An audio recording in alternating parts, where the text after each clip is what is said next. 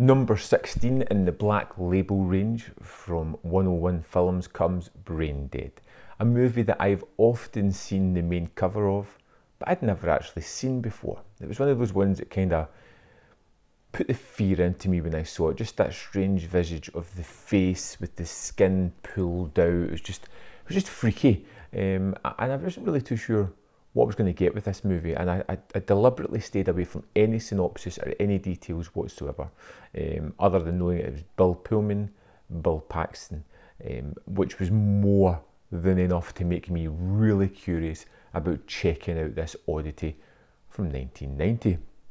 And what we have here is Pullman playing a character, Dr. Max, who is working within brain memory and how it works. He's got lots of brains in his laboratory that he deals with. Bill Paxton is one of those sleazy corporate guys who comes in with an idea to get Max's help to look into the brain of Dr. Halsey, a guy who's been put into a psychiatric hospital who knows a formula that this company really want, and because Max can deal with brain, they want him to get into the brain and try to activate whatever part is going to help access that information. And that's basically the setup for the movie. And you get some wonderful special effects in here, really practical, really awesome special effects.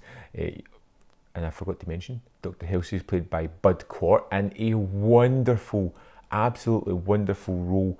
And like I say, the special effects are truly remarkable. You have scenes of the people sitting with the top of their head open, and the scientists poking about in the brain, making them say or do things, which is really fun. But the whole crux of this movie is a living nightmare. This is the closest I've came in watching a movie to feel like it's a proper nightmare. Things don't make sense. Things jump all over the place.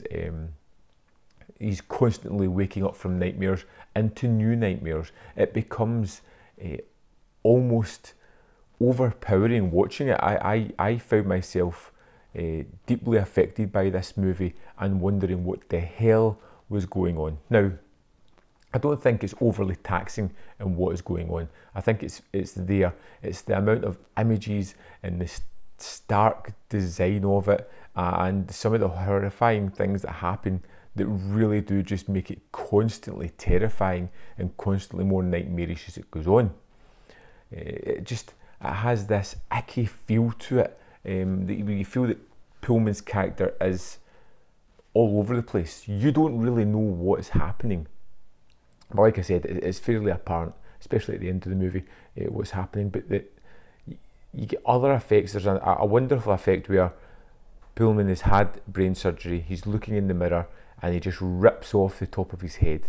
And it's mixed with that old adage of that Chinese philosopher who said he had a dream as being a butterfly, and he woke up and said, was I dreaming to be a butterfly, or am I a butterfly dreaming to be a man? And that's imbued throughout this movie as well, as butterflies become an iconic image throughout this movie.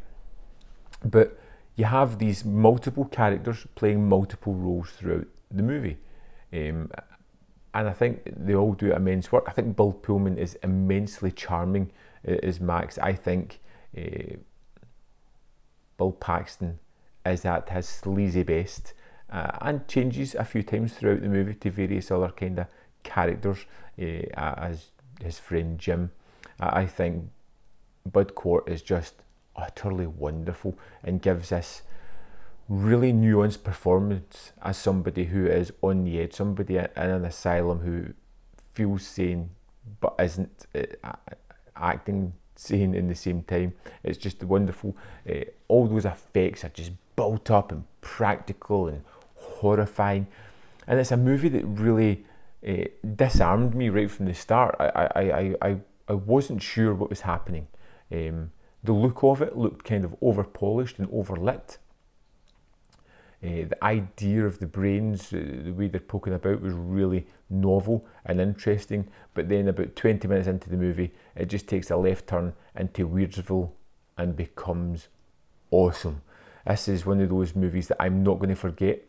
It's one of those movies that I'm going to have to put on a couple more times to really take in everything that's going on, because I think it's just wonderfully odd, and I can't think of another movie like it, which is probably the best thing I can say about this.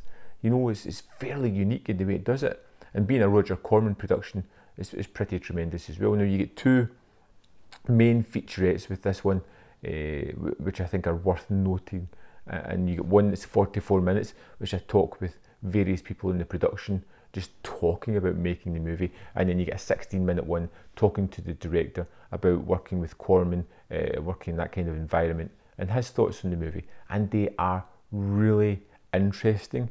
They don't just feel like the usual kind of talking heads just for the sake of it. They feel engaged, they're telling great stories, and they're obviously proud of the work that they had. There's an audio commentary in the usual trailers and stills gallery as well, but I felt that the two featurettes were really terrific. I'd strongly suggest getting Brain Dead if you're a kind of horror fan. Although it's not a typical horror, it's one that's really different, really interesting, and incredibly fun and playful. And I recommend this one. I'd love to know your thoughts on Brain Dead if you've seen it. Let me know in the comment box below, and I'll see you next time on Man v Film.